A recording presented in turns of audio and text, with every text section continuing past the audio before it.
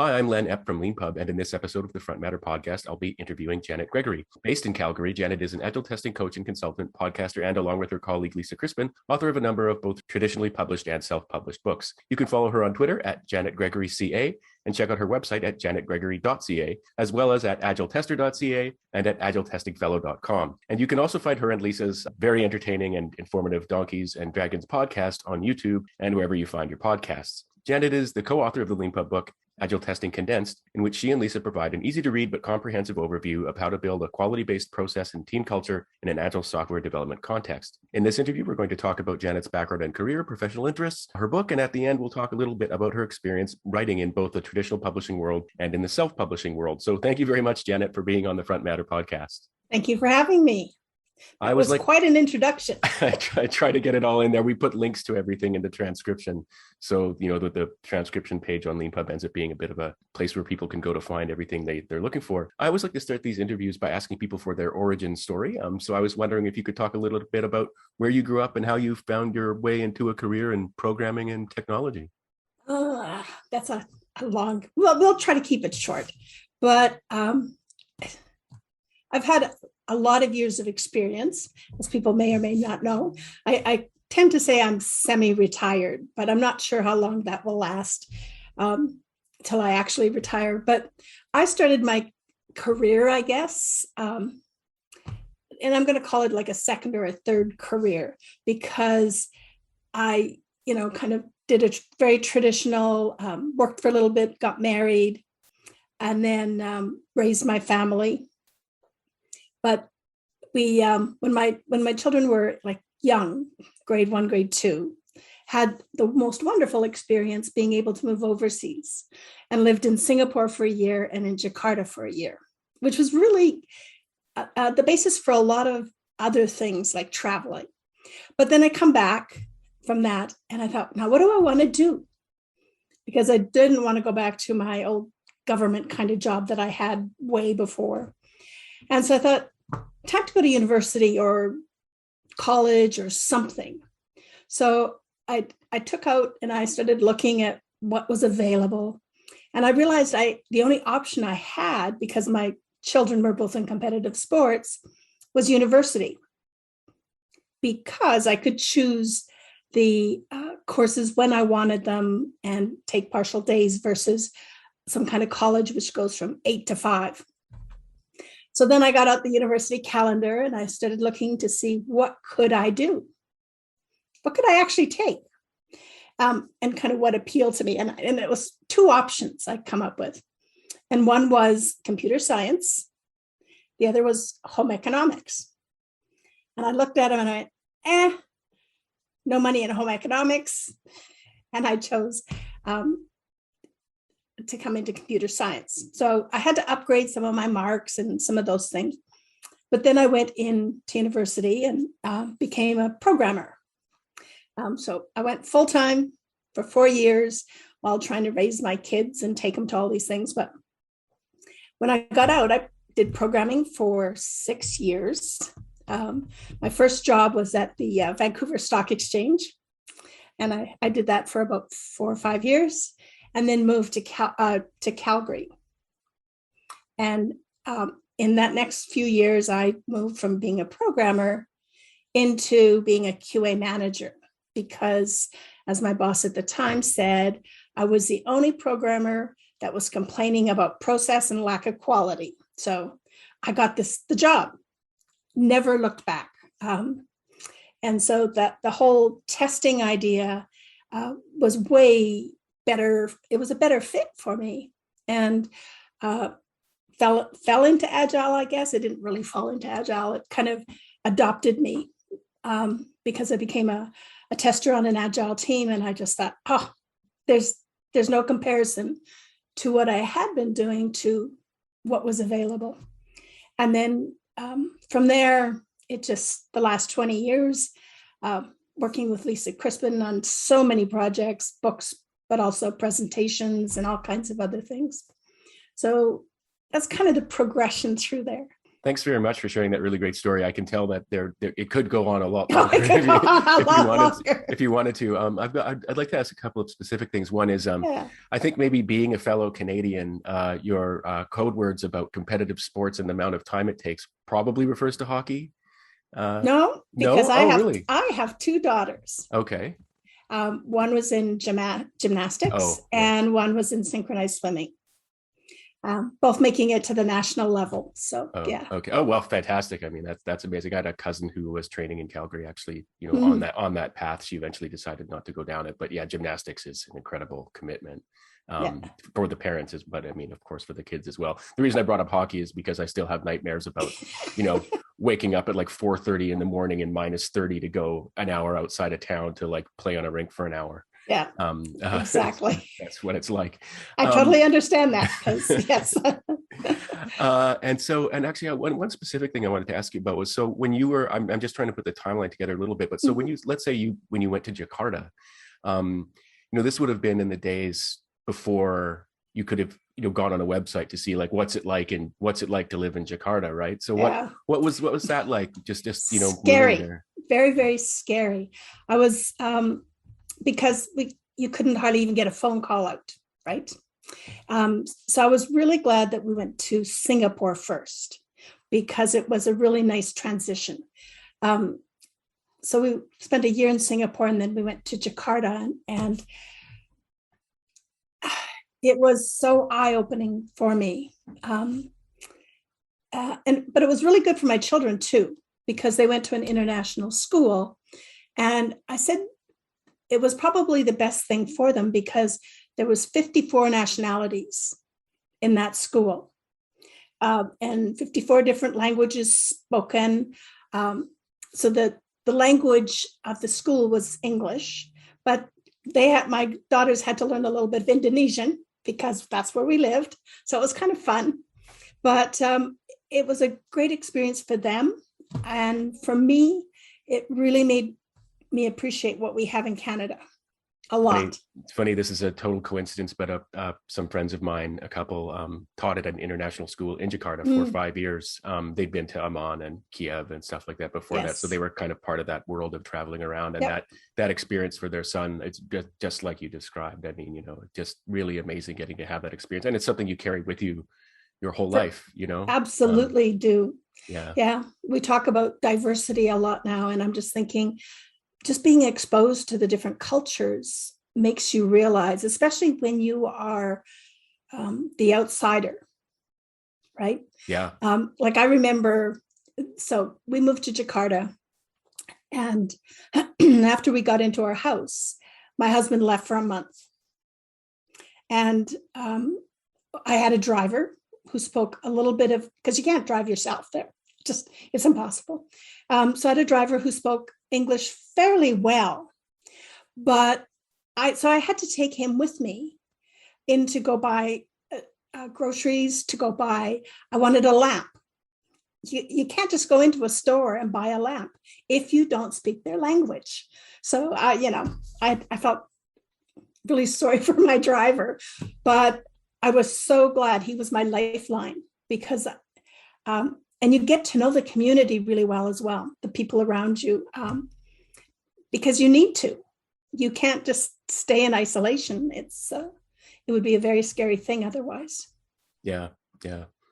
That's so interesting, and also the contrast of just such different places, like Western Canada and then Singapore and Jakarta. It's a really interesting mix of experiences. And so just we're not going to go into everything you did, but I actually was quite interested when I saw that your first job as a programmer was at a stock exchange. Yeah. And this is all on LinkedIn, so I'm not giving anything away when I say it was in the early 90s. What kind of work did a programmer do for a stock exchange at that time? I was working on the clearing system actually, but we also there was a trading system that was being worked on at the same time. So it was on a mainframe, right? We were programming in COBOL, and that was something I did not take in university. So to learn to program in COBOL, and I learned a lot about testing because it was a quality, of course, when you're dealing with stock exchange things, you're passing and the clearing system passing through billions of dollars all the time. You can't afford mistakes. You can't. So testing and quality was such an important part of what we did. And I tell this story quite often. Was my supervisor at the time would come in every morning and he'd sit with me and he'd say, "So, Janet, what are you going to work on today?" So I would tell him, and then he'd say, "So how are you going to test that, Janet?" And so I'd have to walk through my thought processes because we didn't have testers.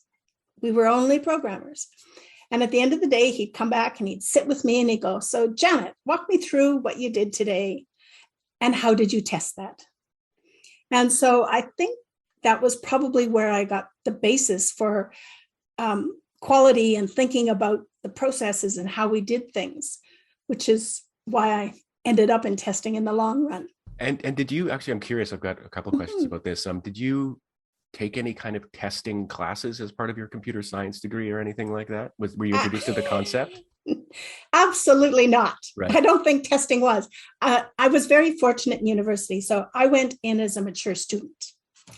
And I fell into this group of other mature students. I was a little bit more mature than they were.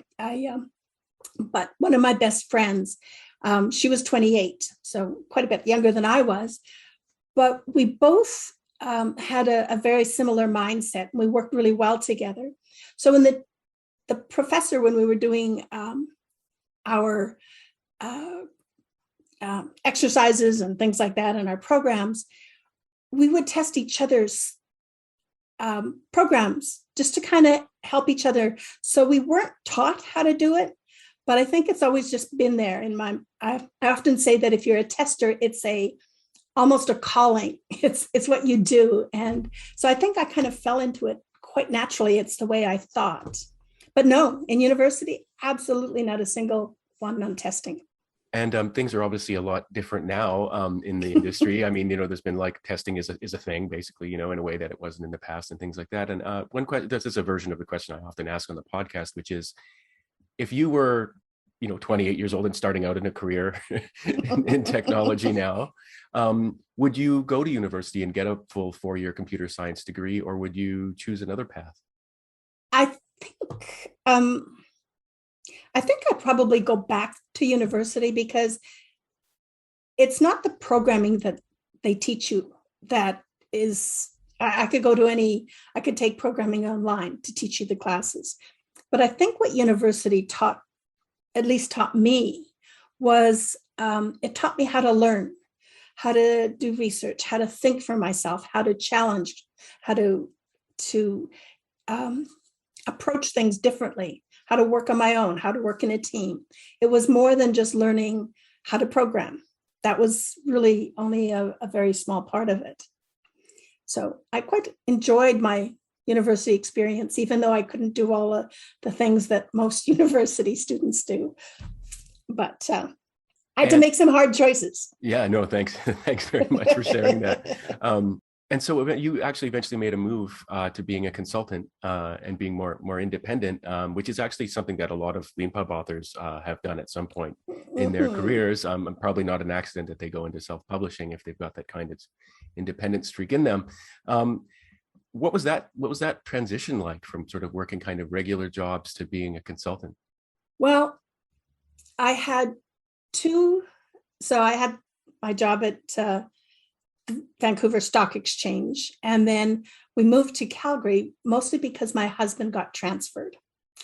So when we moved to Calgary, I took another job in Calgary and worked for them for 5 years, which was probably 2 years too long for that particular thing. I took another job as a QA manager, and then the .com bust happened. And so that's when I went and became a contractor. And I found that some of my contracting experiences were as long as my full-time jobs. So I ended up contracting, kind of going back and forth to a full-time job and then contracting. And then when Lisa and I published our first book, because I'd been working full time and we had been writing our book full time for about a year and a half, I was exhausted. So I said, I need to take 3 months off. So I did. I took from October to January off. And then in the January, I was approached by a company and they said, do you have a course to go with that book? And I went, no, I don't. And they said, would you develop one and we will help you? And so at that point, I all of a sudden become a trainer as well. And that's when I really made the transition into full-time consultant. I was not even a contractor anymore. I was consulting and training, and it just kind of went from there and never looked back, ever looked back. One segment that we added to the podcast a year and a half ago now was asking people about their experience of the pandemic, where they are and or where they were, and given the kind of work that they do. And I was just wondering if for a few minutes you could explain where you are. I said earlier you were normally based in Calgary, but if you could tell us a little bit about where you are and what it's been like for you. All right. So I also had mentioned that we were semi-retired, right? That I was semi-retired. So we like to spend about 3 months south of the border, January, February, and March. We like to escape our Calgary winters, which is quite normal. That's why we're called snowbirds. We like to leave. But we were down in Arizona when we got the call from the Prime Minister saying, everybody come back.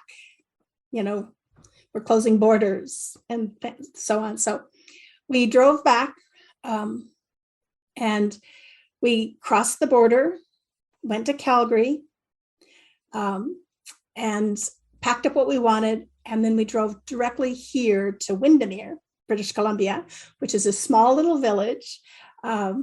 It's our summer home, is what we usually use it for.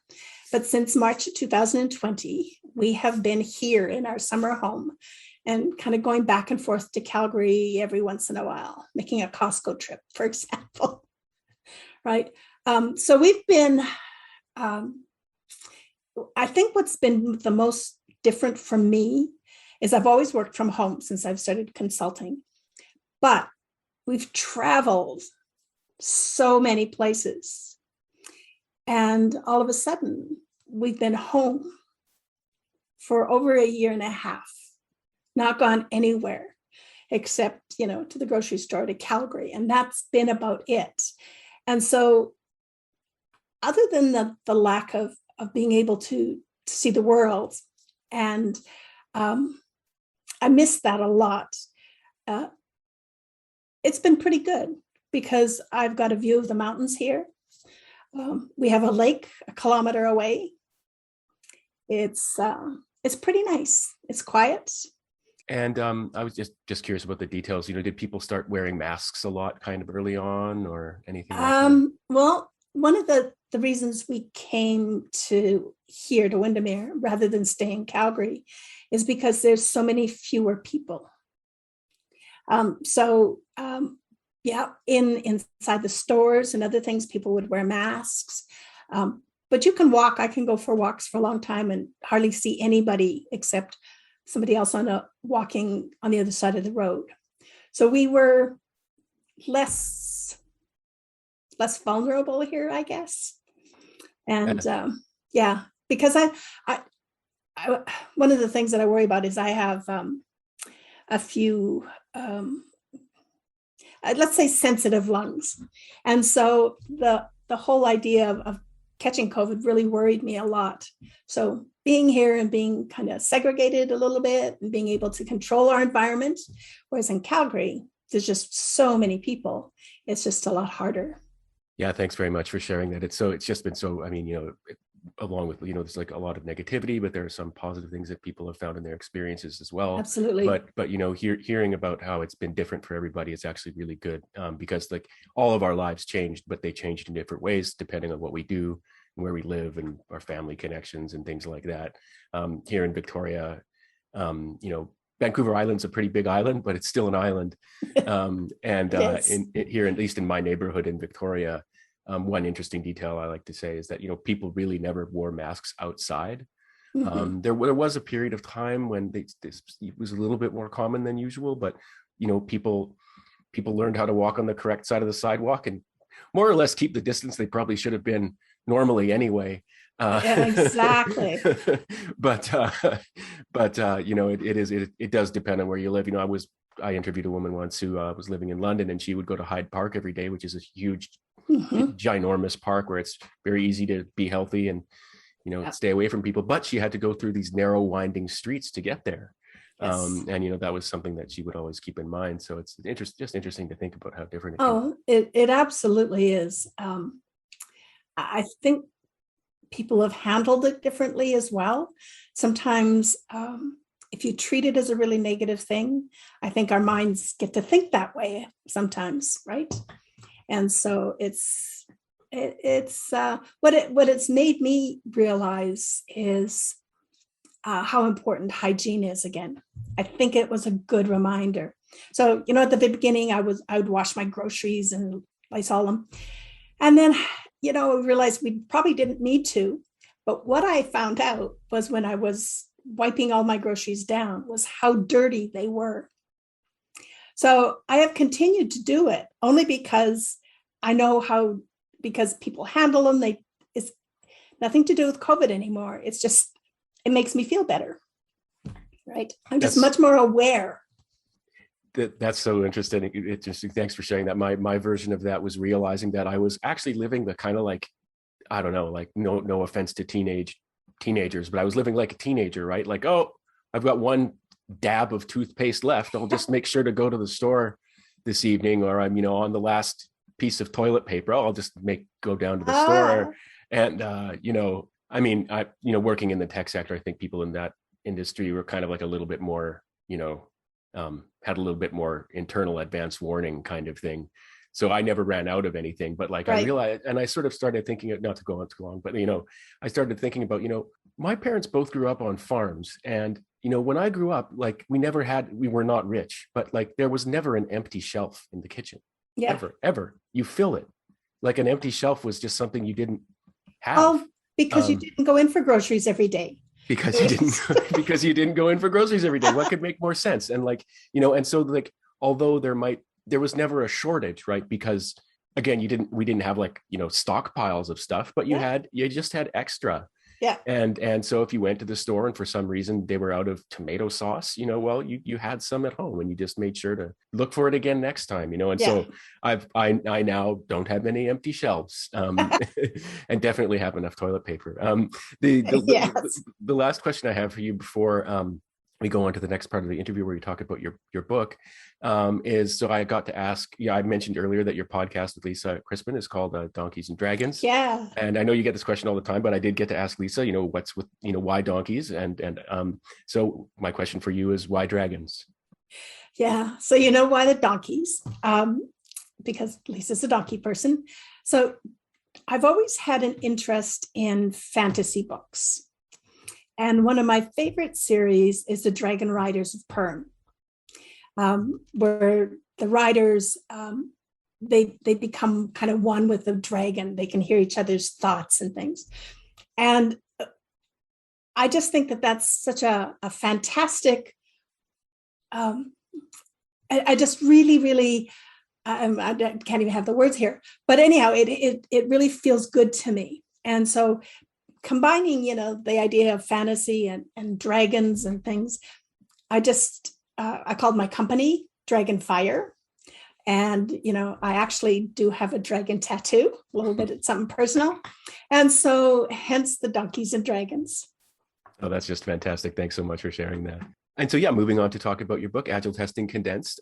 So for those listening who aren't aware of what those words mean, I was wondering if you could talk a little bit about what Agile testing is, and maybe contrast that with some other form of software testing or process testing, I should say.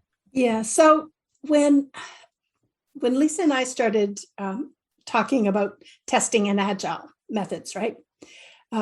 When we went to go write our first book, we thought, well, what are we going to call this? And we had been calling it Agile testing just because it was easier to say than testing and Agile, teams. So, but once we got that brand, it kind of stuck. And so the difference between what we would call traditional, say, testing on a waterfall project or something like that, where you get requirements and specs and all of those things, right? Test cases, testing within an agile realm or DevOps or any of these things means working very closely, collaborating, being part of, we call it early testing the ideas right from the beginning, trying to prevent defects in the code. That's what we're trying to do.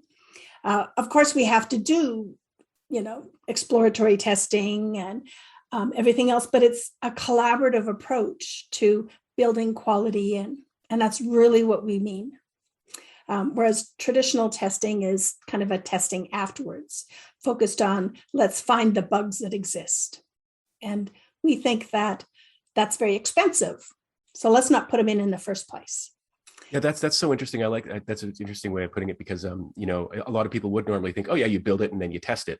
And, the way that would work is that, you would then probably have the people who do the building and then you'd hand it off to the people who do the testing. Mm-hmm. But in the kind of product or process testing that you're talking about, the concept of testing is built in from the beginning, right, and is a sort of integral to the whole team. That's absolutely correct.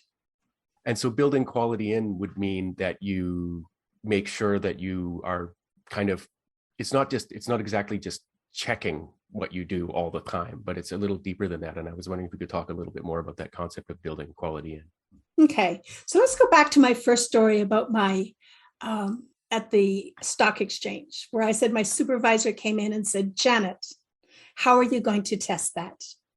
Just think the difference. If you think about if you were going to build something, if you first thought about how am I going to test it, right? It changes your whole mentality. It changes how you're going to build it because you are building testability in and you're going to start testing it in smaller chunks. And that's really how you're building quality in. Just thinking about how am I going to test that? What does that mean, right? And one question I've got is, so for example, if there's a team that's doing, what waterfall kind of type processes, which we've spoken about on the podcast before. I'm sure most of our listeners know what that is, but it's like, basically you can think of it as like something very planned step by step. And that plan is handed off to people to kind of go through the tasks. It's kind of a crude and uncharitable way of putting it, but you can think of it that way. And so if you're brought into a team to try and say, hey, like, let's do things differently, there's this agile thing where we kind of like, it's maybe less hierarchical and less kind of like getting from point A to point B kind of thing. How do you first introduce them to what they can change in the way that they work together to achieve this kind of culture? It's a hard one, and it will depend on the different teams. But sometimes it's just starting at the very beginning to show people how they can start asking questions and challenge each other a little bit, right? By saying, hey, what if you start by saying it's okay to ask questions. Because I've been with a lot of teams, and some teams have testers, some don't. I'm a firm believer of testers on a team. I think they play a valuable role, though that role is changing. But a lot of times, testers haven't felt the ability to challenge programmers, right? They just kind of tested whatever they got. And so for them to be able to have that ability to ask those questions early, to challenge the ideas, takes a lot of courage, and because they've not been used to it, and it's a completely different way of thinking, and so I think that is part of the challenge to moving, right? Yeah, it's so interesting how people often think of software programming and digital product creation and maintenance as this sort of dry thing that sort of almost like the stereotype of accounting or something like that, right? But it's so interpersonal. And when it comes to testing, there's inherently in certain cultures, especially if they're very hierarchical and sort of, there's very formal or bureaucratic, Mhm. the idea of questioning what someone has done, right? Is how they might take it personally. They might take it as a threat to their career, things like that. One person I interviewed a long time ago was working on a car manufacturing floor. And he had this great story about how there was this one part of the process where there was some, I don't know, conveyor belt that took some parts from one thing to another. And sometimes parts would fall off. And if they fell off, they would fall into a trough of oil and other parts. And at one point, they ran out of a certain part. And his immediate superior told him to go fish out the parts from this trough. Oh, So they've fallen off. They've been there for who knows how long, and they've been in this oil. And he's like, well, of course, he's thinking these are going to end up in cars. yeah. People are driving around other people. We can't put these things in there. That's wrong. And so he went to that guy's immediate superior. They were all guys. This was a while ago. A while ago. And told him, and the guy and that person said, oh yeah, we can't do that. And so they had to stop production, that's a big deal in any manufacturing process. But his immediate superior found him later and started choking him, his face just burning red with fury. And it was because to that guy, like, what mattered was himself, his career. And it wasn't exactly that he was like crudely selfish or anything like that. He was probably thinking about his kids in college or his mortgage or something like that. And so if you go into, as a consultant, as you do, if you go into an environment where there's actually a kind of formal structure that makes questioning threatening, is there anything you can do other than introduce people to like a guide post or something like that? And if the environment, so a lot of times when I do talks and things, I talk about the environment and talk about safety, right? Because nothing will change. Like I was in one company a while ago, and they wanted me to, and quite often I get called in to fix the testers. Testing is behind. Testing is a bottleneck.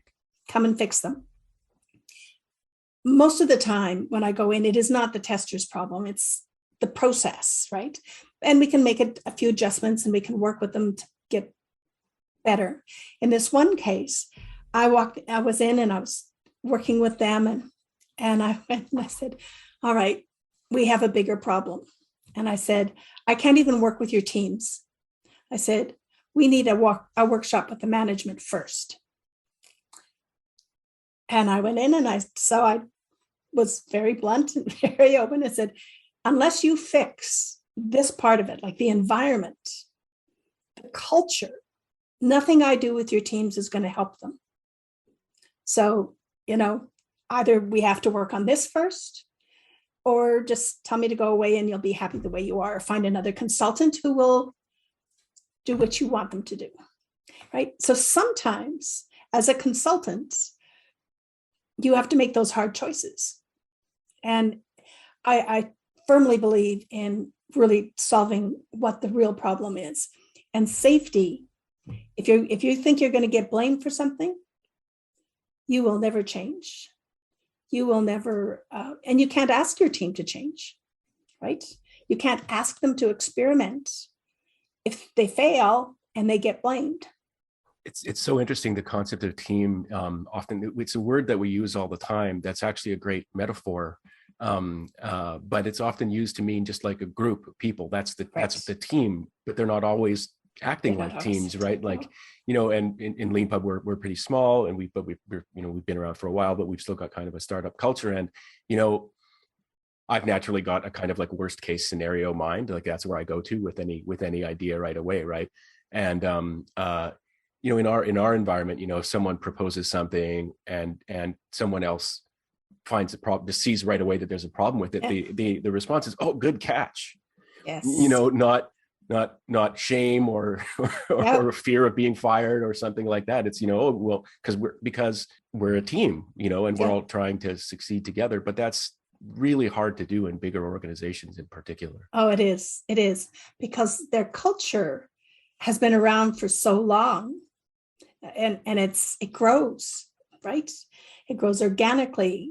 Sometimes they will change one person at the top, and you can see the whole culture of a company change along with it, depending how that one person acts. Right? Oh yeah, that reminds me. I remember I was once working in investment banking, and our company was kind of notorious for not wearing ties unless we went into meetings. So the kind of loose collar thing, right? And in a normally very staid kind of environment. And we got a new CEO, and there was a company-wide email. Gotta wear your ties. And it was really interesting, because he was clearly partly doing it just to like show who's boss. Which was an interesting culture change. The former boss didn't feel like he needed to show people who was boss, but it was also just it was like an indication that like things are changing. Things are changing, but also that in my view anyway, that now I'm going off on a total digression, but that he didn't understand what the value was in us being a little bit different, and the sort of that we were more realistic than performative was actually something that made us really competitive in a very competitive space, right? That like, if you can dispense with the formality when it's not needed. Yes. Put it on when you do, but don't do it when you don't need it. But anyway, it's just another example of how complicated and personal and interpersonal these kinds of things can be, even in very large organizations that are doing very serious things. Moving on to the next part of the interview, the last part, I wanted to ask you a little bit about your experience writing. So you said your first book with Lisa, you worked together for 1.5 years. It was published with a conventional publisher. Yes. And I was just wondering if you published, I think, two books with them. We did. And what was your experience like being a sort of conventionally published author? Well, it was, because it was the first book was my first time doing it, is that they owned the timeline. They owned what we could and couldn't do to a certain extent. We had a fair bit of leeway with it, especially the second book, because the first one was such a success. So we actually had more leeway, and they had more trust in us, I guess. And so a little bit different. But our first book, it was a learning experience all the way around for us, because they asked us to do it. They asked us to do 300 pages. And we said, oh, we can't write 300 pages. It turned out to be 500 pages. Totally ridiculous. But anyhow, we had lots to say, I guess. But they asked us if we could reduce our timeline, because it was urgently needed. And so Lisa and I were actually quite responsive, and we did. But we didn't have the control, right? But it turned out to be a great book, so it's okay. But it was very stressful. Second book, less stressful, because both Lisa and I had a better idea of what was coming, what was going on. We could challenge a little bit more. We knew a little bit more. But yes, it was stressful, mostly because of and we felt very, because both Lisa and I are, if we say we're going to do something, we will do it. So it wasn't that we wanted to push out the time or do anything else. So we stressed ourselves a little bit more to get it done. And you decided to self-publish this latest book, Agile Testing Condensed. What was that experience like? Well, we actually thought about it for our second book. And then we decided that neither of us had the time or the inclination to figure it out. But by this third book, we decided we wanted to, because we were lacking, a small book. And so we thought, we can self-publish a small book. We don't need to go through all of that. Because one of the things is you don't have control when you have a publisher, right?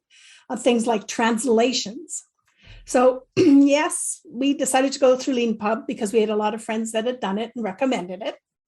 And so it was some learning. I did I'm going to say the technical part, getting it into the Lean Pub format.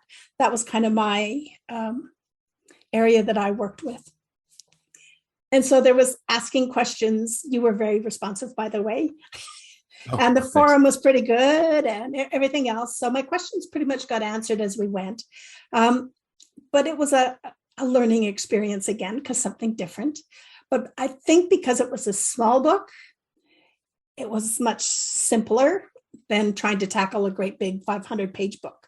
I'm not sure if I would have been willing to do that, at least for the first time. Yeah, thanks very much for sharing that. It's interesting. One of the, insofar as Lean Pub works, it does partly because we listen very closely, or we try to every time we hear from an author or someone working on a book, about issues or questions that they have, because, if you've got to reach out to us, that means there's either something we need to do that we haven't done, or there's something we need to do better, or at least not as badly as we're doing it.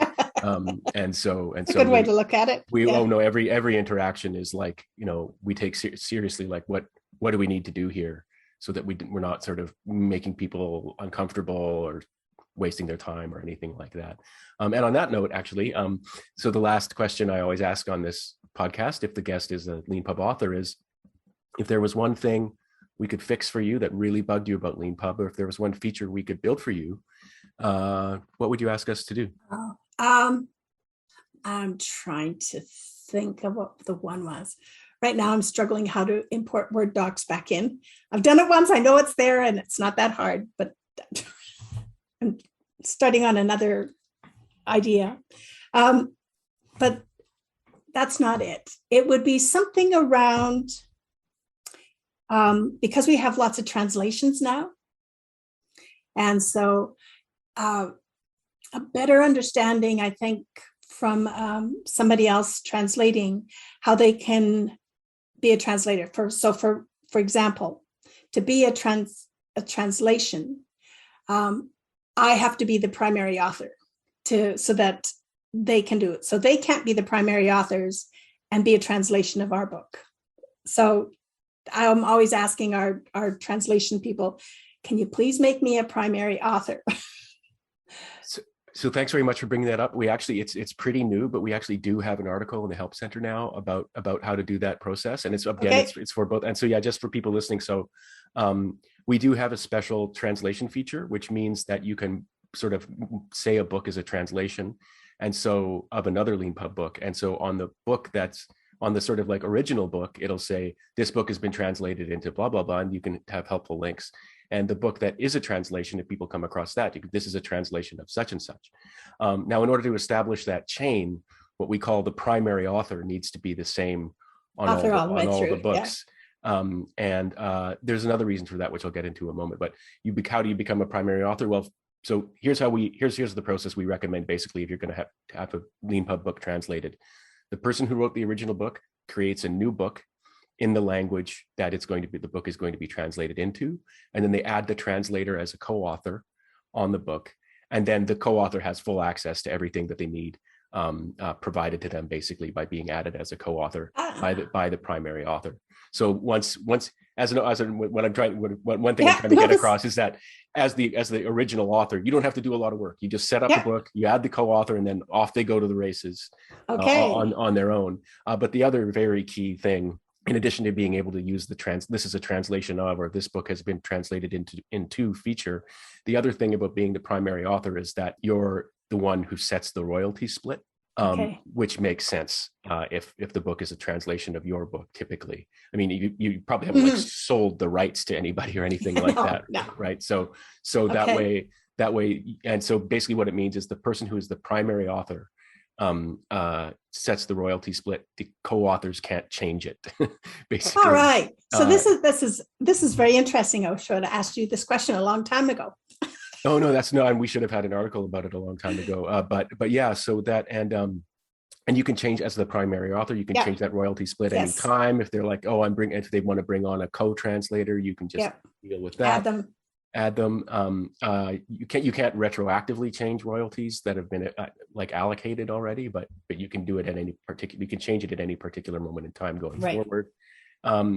And also, but one thing you mentioned is we do have a feature that lets you, as the primary author, set someone else as the primary author. So if you're a translator, if you're an eager translator and you've gone ahead and created a book, and then you hear this episode or you come across our article, you can easily rectify the situation by just going onto the author's page in your LeanPub admin area, and then change the primary author to what you do is you add normal. Yeah, that's normally what they've been doing now. You add the original author as a co-author, and then right away you can just switch them to be the primary author, and then it's all done. So that's how that works. Well, that's really good to know. So now I know going forward. And we'll make sure to find ways to make that more prominent, so you don't have to operate in the dark like that. A lot of it is learning by doing. Oh yeah, right? Of course. Yeah. Janet, thank you very much for taking some time out of your day to be a guest on the Front Matter podcast, and thank you very much for using LeanPub as a platform for your book, Agile Testing Condensed. Thank you very much. Thanks. And as always, thanks to all of you for listening to this episode of the Front Matter podcast. If you like what you heard, please rate and review it wherever you found it. And if you'd like to be a LeanPub author yourself, please check out our website at leanpub.com. Thanks.